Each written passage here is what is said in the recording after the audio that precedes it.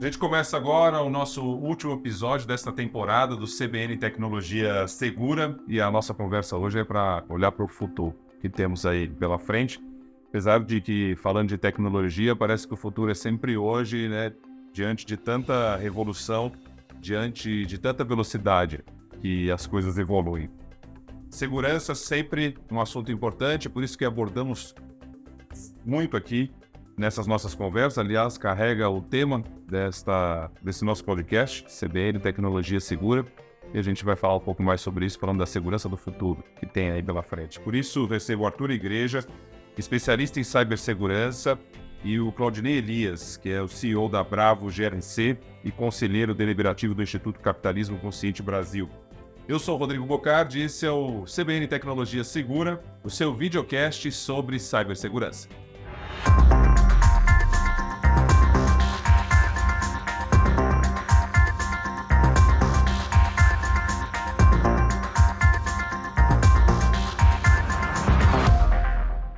Bem-vindos, muito obrigado por estar aqui. Queria ouvir de vocês logo de cara, podemos conversar aqui, saber o que tivemos até aqui de evolução, né? Falando de metaverso, a inteligência artificial que está chegando, já chegou também. Queria um pouco da sua opinião, quais as conquistas que nós tivemos aí e ainda o que falta, né, para a gente ter uma segurança mais plena. Ricardo, eu acho que passa muito pela conscientização de que os ativos se tornaram digitais. Então, quer dizer, a grande onda que nós vivemos, né, é que nós conseguimos entender muito a importância da proteção patrimonial do mundo físico, né? Então, nenhuma empresa deixaria os seus ativos sem estarem resguardados. Toda empresa tem um certo perímetro de segurança, né? Então, você tem lá catracas de acesso, você tem identificação das pessoas. Só que parece que, por alguma razão, a nossa cabeça interpreta as coisas de uma forma diferente quando tratamos de coisas digitais. Então parece que tem um pouco dessa questão de não ser algo palpável, algo que a pessoa tangibiliza na frente dela, e aí parece que o cuidado fica um pouco menor. Então o que acontece é que as empresas e as pessoas também, mais e mais, elas têm as suas posses, a sua riqueza de forma digitalizada. Então hoje, mais de 92%, por exemplo, do dinheiro em circulação no mundo é digital. Então quando você pensa nisso, em relação a tudo que nos cerca, que tudo virou muito digitalizado, também é muito natural que os ataques migrem para o mundo digital. Além do mais, fazendo mais uma vez o comparativo aí com o mundo físico, né? Um assaltante ou uma quadrilha, eles teriam um trabalho danado para invadir um prédio, um cofre. Hoje, o atacante ele pode buscar onde tem fragilidades em qualquer lugar do mundo, né? Então nós passamos a ter ameaças que também não têm fronteiras. Então, uma dinâmica drasticamente diferente. É aí que vem a IA, que vem o metaverso. É só uma consequência desse mundo crescentemente digitalizado. A gente teve conquistas aí ou a segurança ela faz com que a gente não enxergue essas conquistas como elas realmente são na sua avaliação, Claudinei? Bom, acho que o Arthur mandou muito bem em relação a essa questão de como que a tecnologia ela tem se expandido bastante, né? Eu acho que a questão da redução do preço da tecnologia, né, dos insumos para criar novas tecnologias, hardwares e tudo mais, e o acesso em massa no mundo inteiro tem feito que a gente tenha uma exposição maior. Sem dúvida nenhuma, acho que é uma briga de gato e rato, né? Eu acho que os atacantes estão sempre um passo à frente e o que a gente tem que ponderar é que eles também têm acesso a tecnologias avançadíssimas de inteligência artificial. A inteligência artificial não vai ser utilizada apenas para as proteções, como é o caso, né, das várias tecnologias disponíveis para proteção contra eventuais ataques. Ela também é usada para que o atacante faça isso de uma forma mais abrangente, consiga dados que são mais interessantes, inclusive filtrando essas informações e vendo exatamente qual o caminho crítico de determinados ativos a gente observa. A gente tem observado também que algumas iniciativas novas, de novas tecnologias de proteção, como o Continuous Exposure Management, por exemplo, que é uma área que tem evoluído muito, tem ajudado a criar essas proteções. Mas a pecinha atrás do teclado é um problema, né? Então, acho que tem aspectos psicológicos muito relevantes em relação a isso e alguns vieses, eu acho que você colocou muito bem quando você traz a questão do físico com o digital.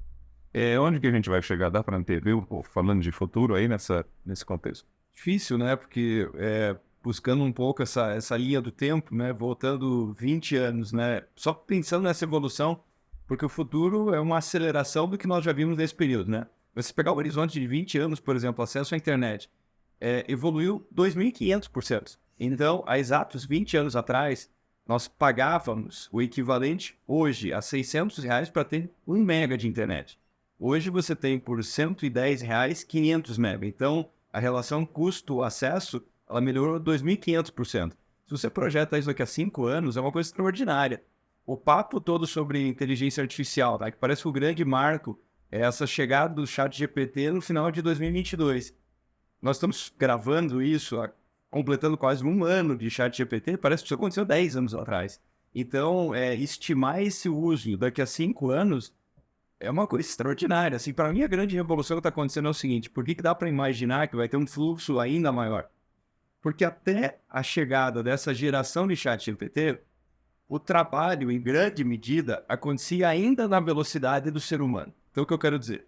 Para poder produzir essa folha de texto, À minha frente. ainda era uma pessoa digitando, do começo ao fim. A partir da hora que você tem assistentes por toda parte, digitalizados, e você fala o seguinte: eu preciso de uma folha sobre tal assunto. Não é mais na velocidade do ser humano, o processamento necessário não é mais na escala do ser humano acessando uma ferramenta na nuvem. Então, tudo isso vai multiplicando de forma geométrica. Então, quando nós pensamos, né, nessa proteção das empresas, na gestão da confiança para os seus consumidores, e mais do que isso, o risco de imagem, porque o hacker que está buscando atacar uma empresa, ele sabe disso, que ele pode colocar a empresa de joelhos, né? Então, o risco que todos vivemos vai fazer uma demanda de cibersegurança incrível.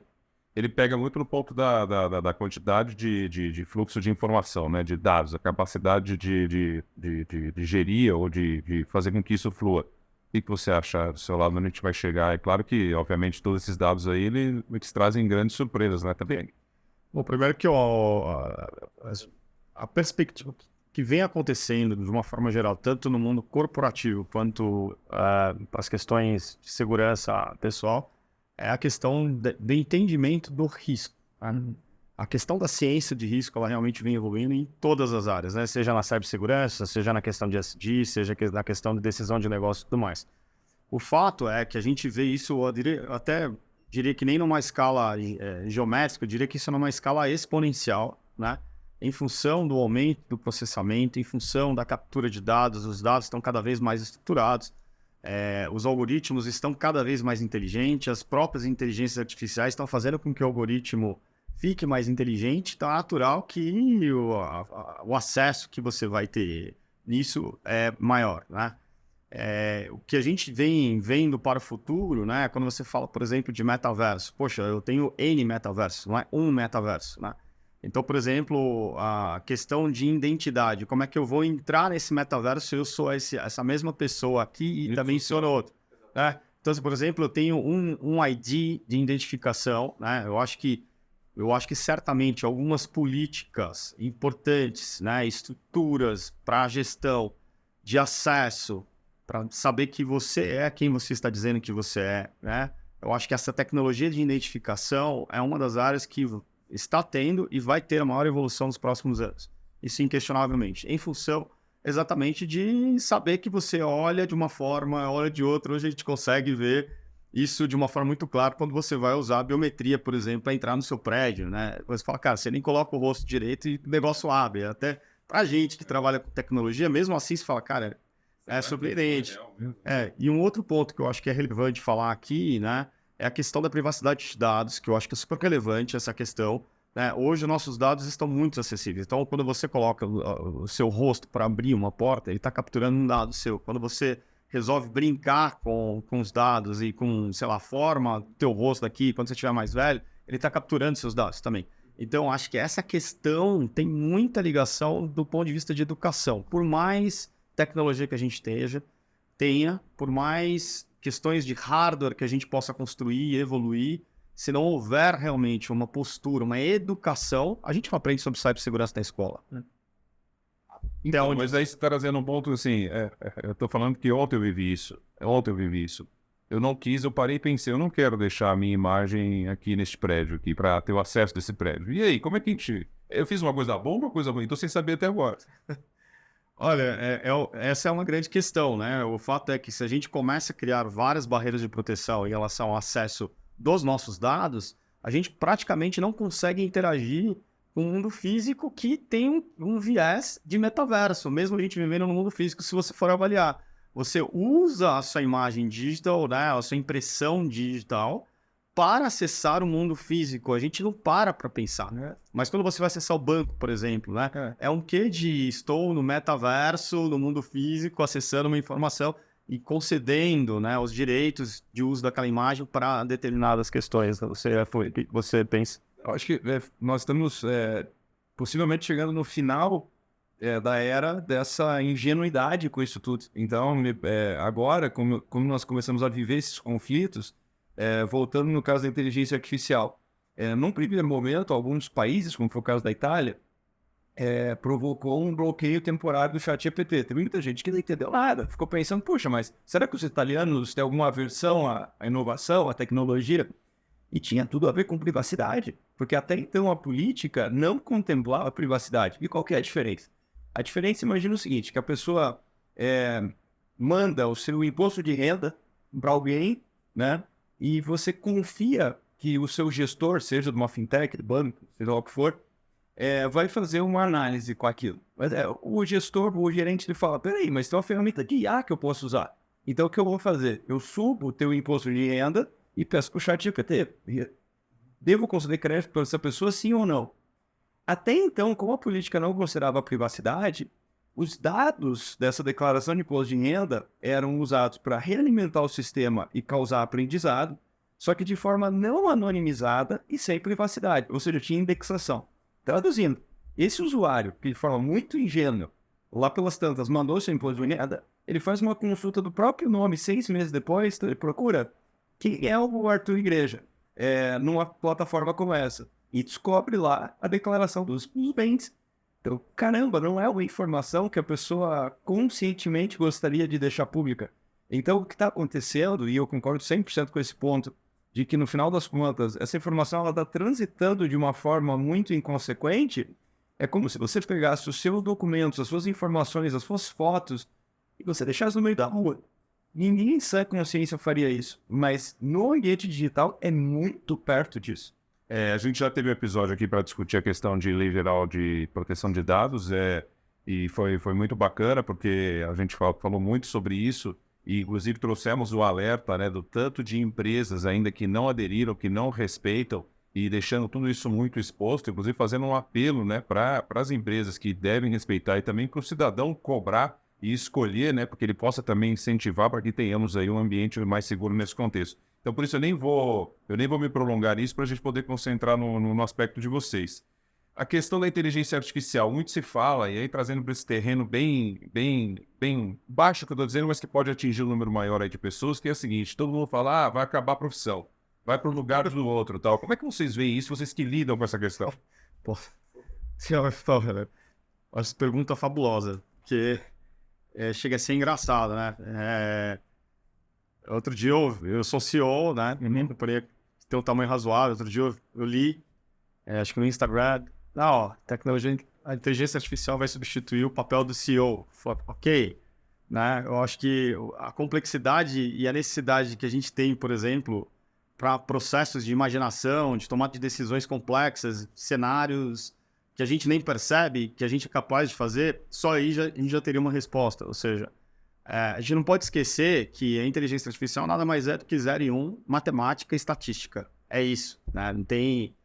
A gente está longe de ter uma inteligência artificial geral, que realmente tenha uma concepção de pensamento humano e que você possa colocar no robô e que tenha essas características, sentimentos e tal. Pode acontecer? Pode. É possível, especialmente por conta da evolução tecnológica, especialmente da computação quântica, que vai ter uma capacidade muito maior de processamento e tudo mais. Como a gente falou no início, a gente tem uma questão de hardware, software que está evoluindo.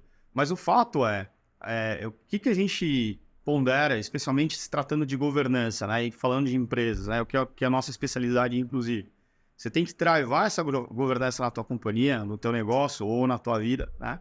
E pensar que você deve, sim, usar o máximo possível a inteligência artificial. Eu sou a favor de usar para otimizar o máximo de processos possíveis. E normalmente você vai fazer isso neste momento, 2023, não sei quanto tempo isso aqui vai ficar no ar, né? 2023, 2024, provavelmente, a gente está falando de melhorar processos repetitivos, ok?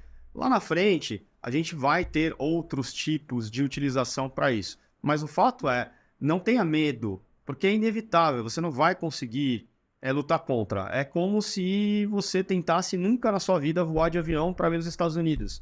Hoje seria meio quase que ridículo você fazer isso.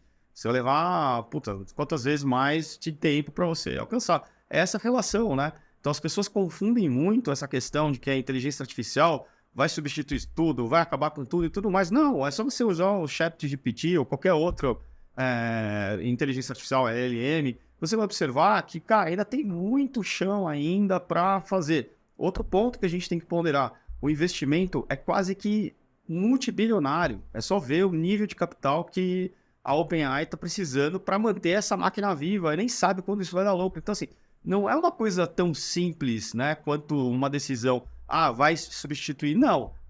Abrace, use para aquilo que é bom, seja uma AI organization que você vai provavelmente ter mais sucesso do que tentar remar contra a maré. É o que eu te penso. Esse foi o Claudinei Elias, CEO da Bravo GLC, ele é conselheiro deliberativo do Instituto Capitalismo Consciente Brasil, formado em alta gestão pela liderança na Universidade de Yale.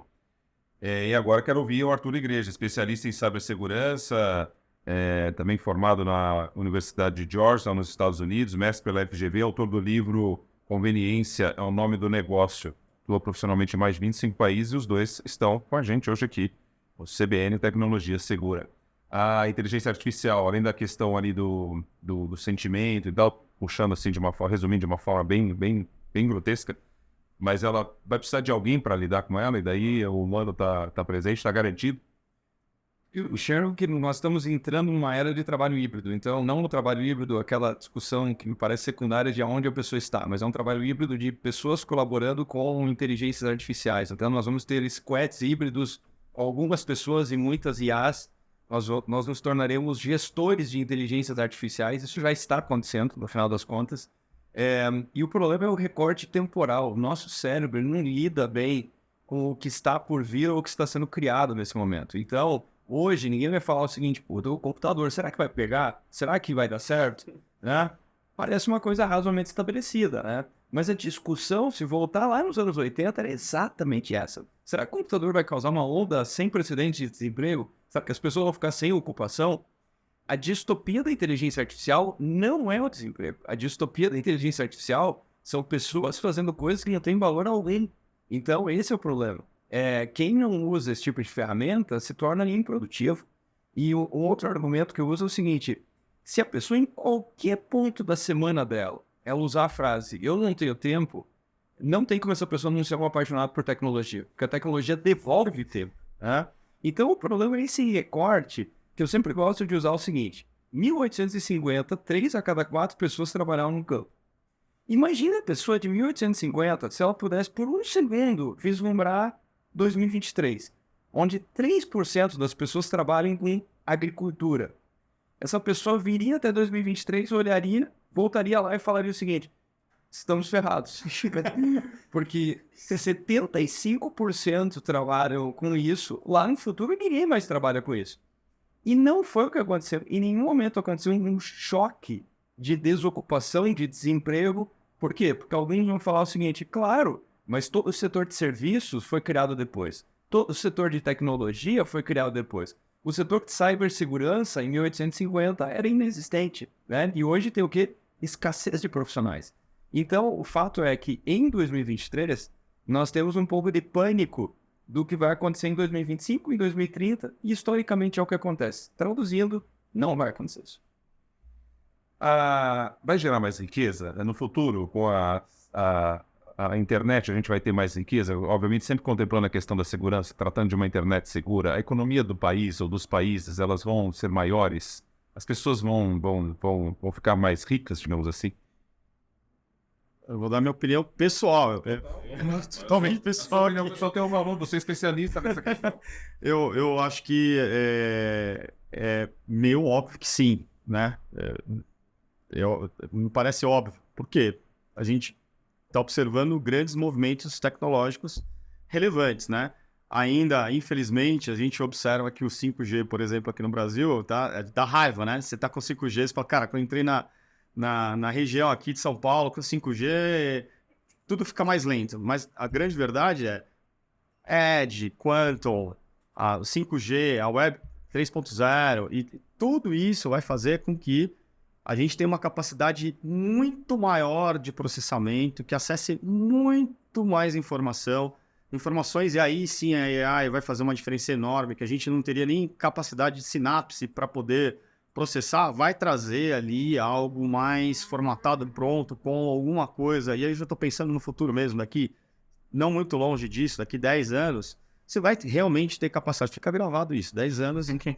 Vai ficar, você falou do tempo que vai durar isso aqui, na internet, o que você falou aqui agora tá pra Acabou, sempre, não vai ficar nunca mais. Tem que tomar cuidado com o que Se a gente alguém fala. vai acessar, a gente não sabe, mas que vai estar lá, peraí. Não vai acessar, com você lá, com certeza vai acessar.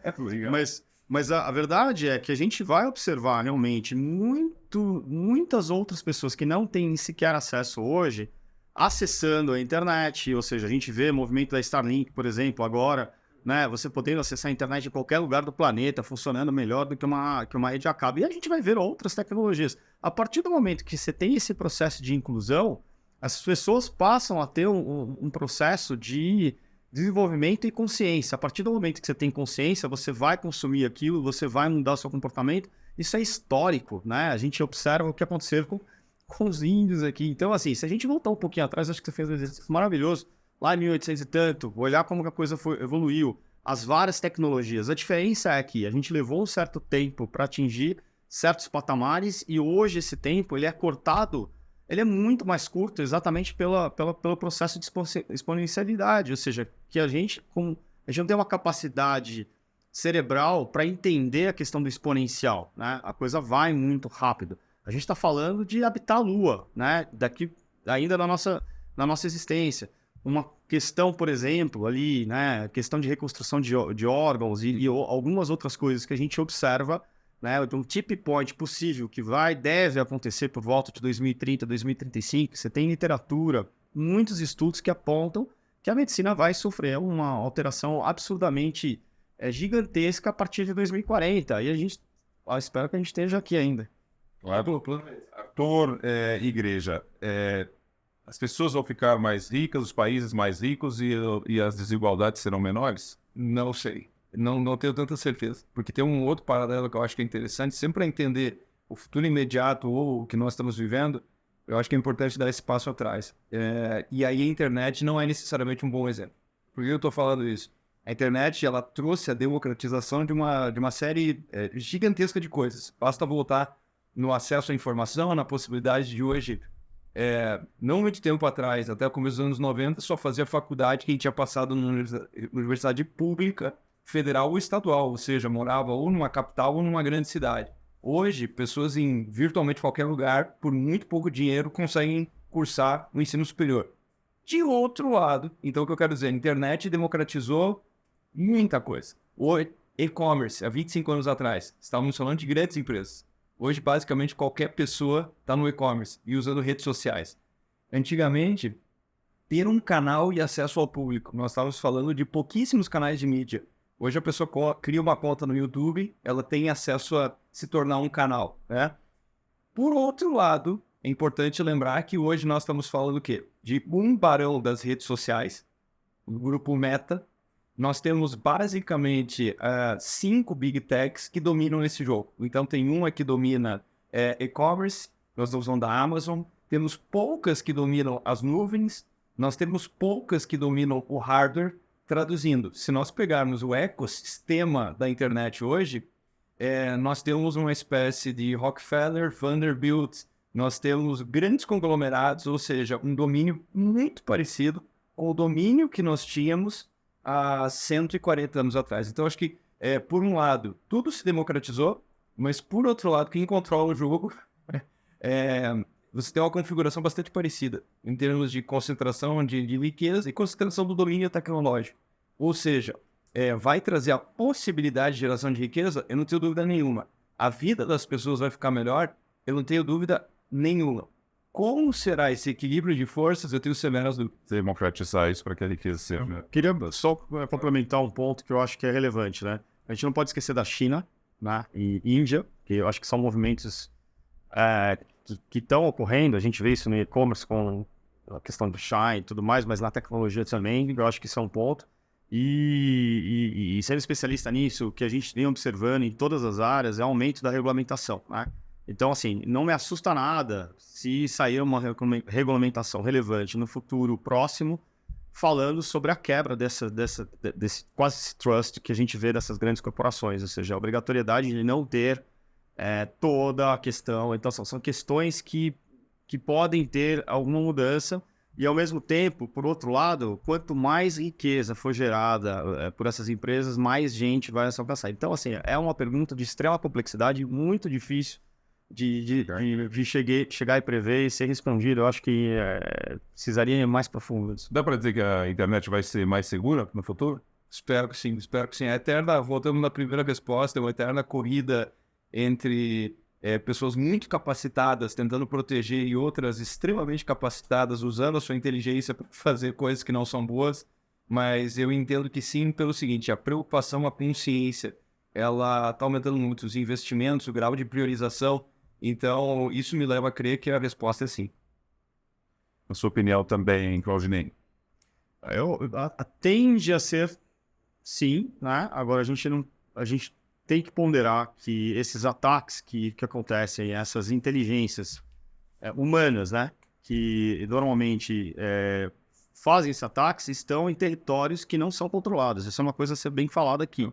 Isso é muito importante, tá? Então, não há sanção, por exemplo, em certos países. Não vou mencionar o nome de país nenhum aqui, acho que não é o caso, mas tem certos países que você não tem sequer qualquer tipo de sanção com uma pessoa que estiver fazendo um determinado ataque. Então, você tem realmente verdadeiras indústrias muito significativas em relação a isso.